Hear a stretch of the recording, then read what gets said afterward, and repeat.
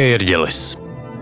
Ieejot baznīcā, skatienam paveras tik krāšņa aina, ka apmeklētājs visbiežāk nemaz nepamana, ka ir jau šķērsojis to draudzes telpas daļu, virs kuras atrodas kolonnu balstīts ērģeļu balkons ar 1875. gadā Kārļa Aleksandra Hermaņa darbnīcā Liepājā būvēto instrumentu. Ar savu 19. gadsimtam raksturīgo formu valodu un stilizētiem gotiskās arhitektūras motīviem, Kārļa Aleksandra Hermaņa darbnīcā radītā instrumenta redzamā fasāde ir tipisks eklektisma laikmeta piemineklis. Ērģeļu fasādē, kā krāsaini mozaīkas gabaliņi, iekļaujas 4 anonīmu mākslinieka gleznas, kas darinātas tieši uz koka.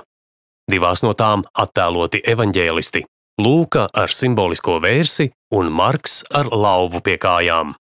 Tālu no apmeklētāju acīm Ērģeļu prospekta augšdaļā 2 nelielos apgleznotos pildiņos attēloti simboliski priekšmeti – palmas zars, biķeris un atvērta svēto rakstu grāmata, kā arī krusts, ēnkurs, grāmata un vainags. Tie visi alegoriskā formā atgādina par kristīgajiem tikumiem un ticīga cilvēka pamatvērtībām, uz kurām balstāma viņa morāle un rīcība, miera sludināšana un svēto rakstu godināšana, dzīvojot ticībā, mīlestībā un nezaudējot cerību uz augšām celšanās gandarījumu pēc godprātīgi nodzīvota mūža. Zlēku baznīcas ērģelis ir izcils mūzikas instruments, kas Kurzemes ērģeļu ainavu papildina ar savu individuālo tembrālo skanējumu un plašu reģistru izvēli.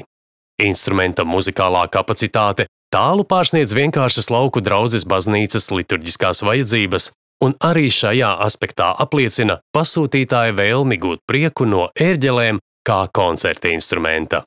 Sevišķas ievērības cienīga ir gaisa padeves ierīce, kuras ar rokām griežamais ritenis un kloķa klaņa mehānisms piegādā gaisu instrumenta plēšām.